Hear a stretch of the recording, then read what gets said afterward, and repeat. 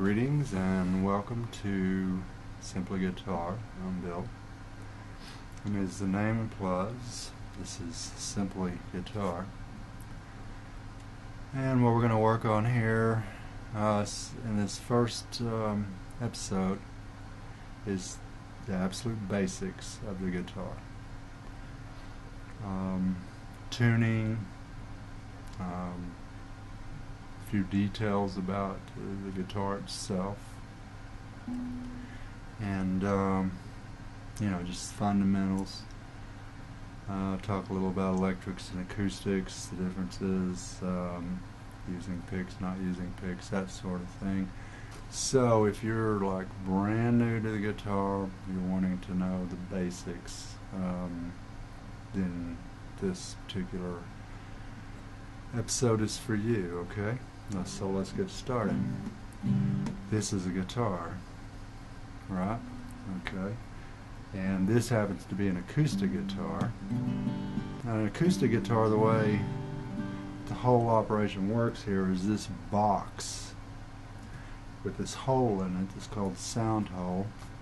This box amplifies the vibration of the strings, and that's what's going on, is vibration. The strings vibrate, they make a sound out into the air, and then if they've got this box to vibrate into, this box amplifies the sound, and you can project out a lot farther. Now, sound hole, bridge, this down here is the bridge. It's where the strings connect to the body of the guitar. They run up the neck. This is the neck. This is the head of the guitar.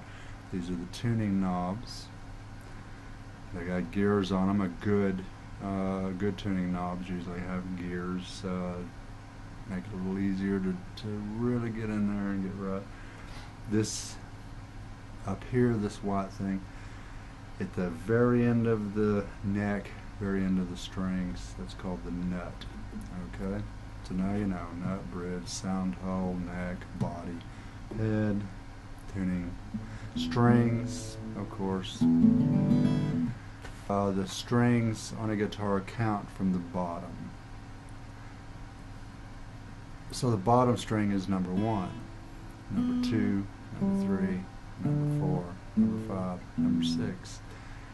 And as long as we're talking about that, let's go ahead, and you might want to write this down. If not, we'll touch on it again in later episodes. These strings each represent a note when they're open, and open is when you're not doing anything, you're not fretting the guitar, and that's another thing on the neck. We'll talk about that in a bit, of the frets. But when you're not fretting anything, when you're not pushing down on anything, and the string is open, it's a note too, right? So starting at the bottom, string number 1 is E. This is an E. The second string is a B.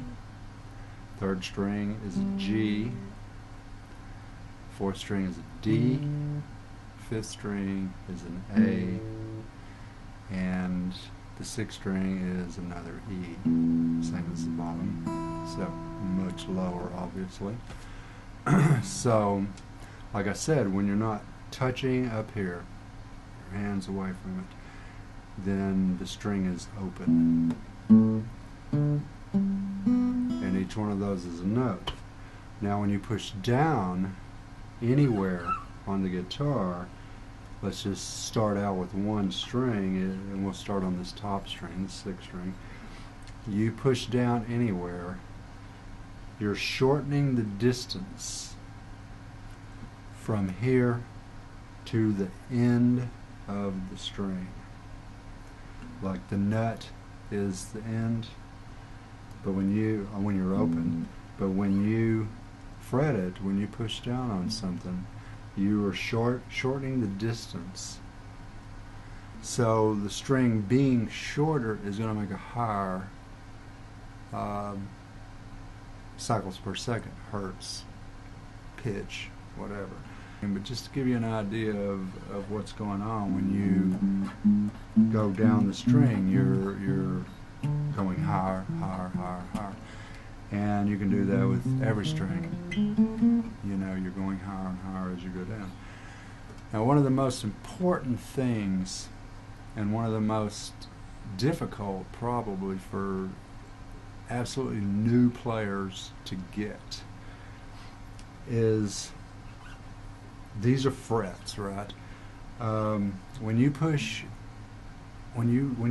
down on a string, you don't want to be on the fret bar.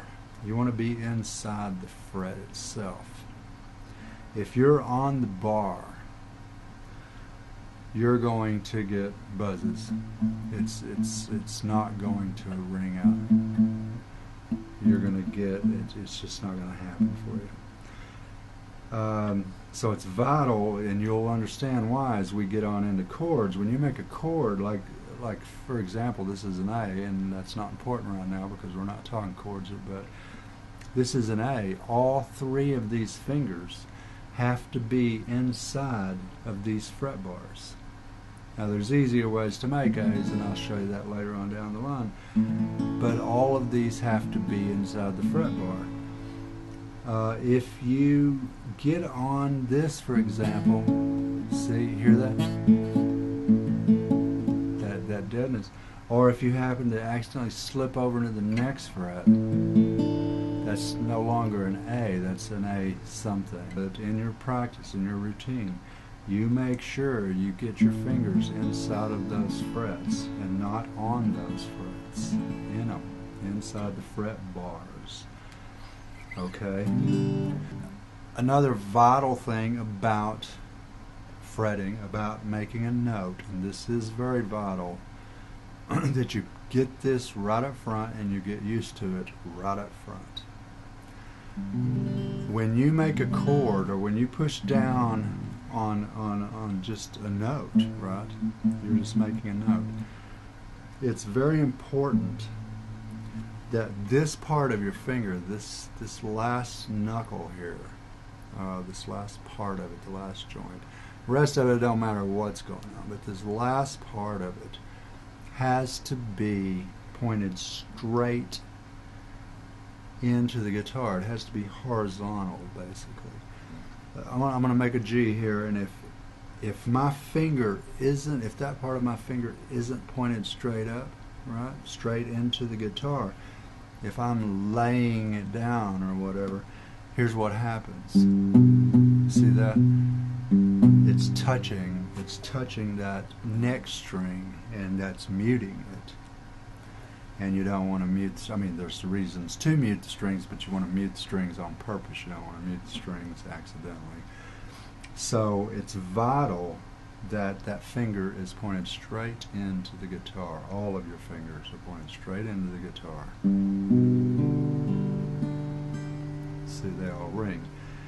And that is a little tricky for beginners, because what is happening to make you be able to do that is your wrist.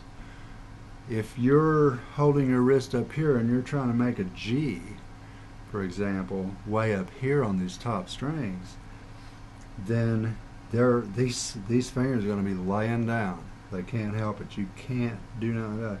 You have to bring that wrist down, wrist and thumb, and you'll feel this. You'll pick this up as you go, but that wrist and thumb have to come down so that your hand is coming around the guitar enough that these top fingers can push straight in to your notes, straight into whatever you're doing.